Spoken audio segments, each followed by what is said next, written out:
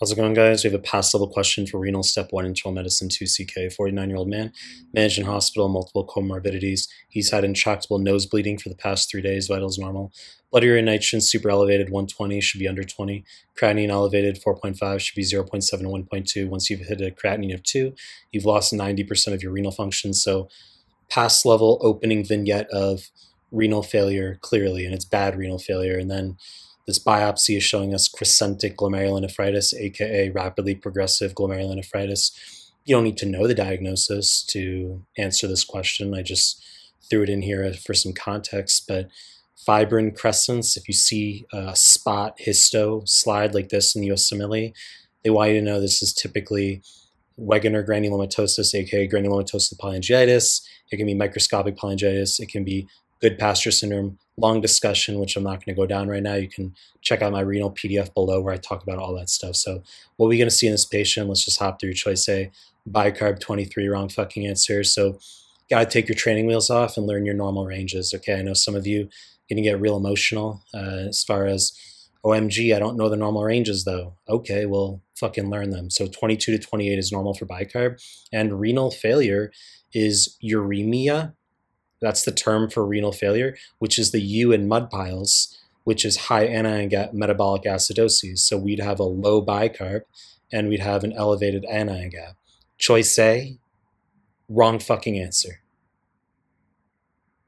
Choice B, calcium 10.4, wrong fucking answer. And you know it's wrong because normal range 8.4 to 10.2, and in renal failure, calcium's going to be low, not high. And the reason calcium's low in renal failure, 2 reasons. First is you can't reabsorb it the way you're supposed to in the late DCT under the action of PTH. Second is you can't activate 1-alpha hydroxylase in the PCT of the kidney under the action of PTH. Can't synthesize 125D3 from inactive 25D3. 125D3 normally goes to the small bowel, causes absorption of calcium. So low calcium is going to have decreased negative feedback at the calcium sensing receptors, the parathyroid glands. Parathyroid hormone goes up to compensate. It's called secondary hyperparathyroidism. Choice B, wrong fucking answer. Choice C, hyperfiltration, wrong fucking answer. Very buzzy, easy point that slash terminology you need to know for early diabetes in terms of what happens to the kidney. Okay, so initially you're going to have glucosuria or glycosuria, where that glucose is going to pull water with it across the glomerular basement membrane, causing your polyuria.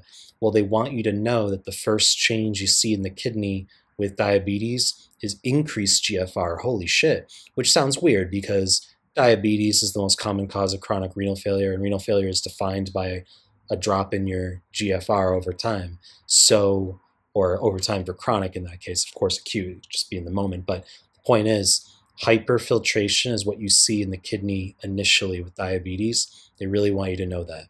Wrong fucking answer. Choice D, potassium 5.2, correct answer. Normal range 3.5 to 5. And potassium's high in renal failure because you can't secrete it distally in the kidney cortical collecting duct under the action of aldosterone the way you're supposed to, okay? Various mechanisms, can't filter it the way you're supposed to, but you need to know that in renal failure, this is straight up high yield arrows, my PDF, okay? So you need to know that potassium is going to be high. Sodium can be variable. That's the one that's a bit confusing, but sodium can be variable. But potassium is always going to be high in renal failure for USMLE. It's always an up arrow, all right? Bicarb is always low, as we talked about. Low pH, anion gap is high. Calcium is going to be low, which is going to cause secondary hyperparathyroidism. And phosphate's going to be high because we can't get rid of it, all right? So it's a long discussion as far as these things are concerned. If you had primary hyperparathyroidism with an adenoma, let's say, you'd have high calcium, low phosphate.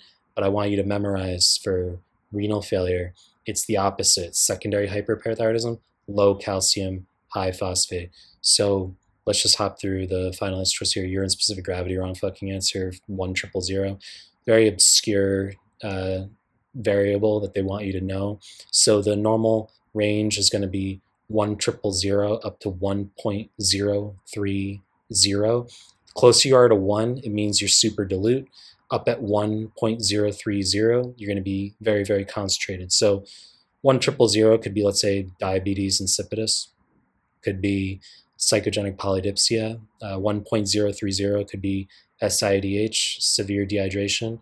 And in renal failure, interestingly, there tends to be a fixed, you don't need to know this for USMLE, I'm just telling you why E is fucking wrong, is that you tend to get a fixed urine specific gravity of 1.010-ish because the kidney can neither concentrate nor dilute the urine. Choice E, wrong fucking answer. You know the deal. I'm going to make more content. If you like my stuff, subscribe my channel. Appreciate your time. That's it.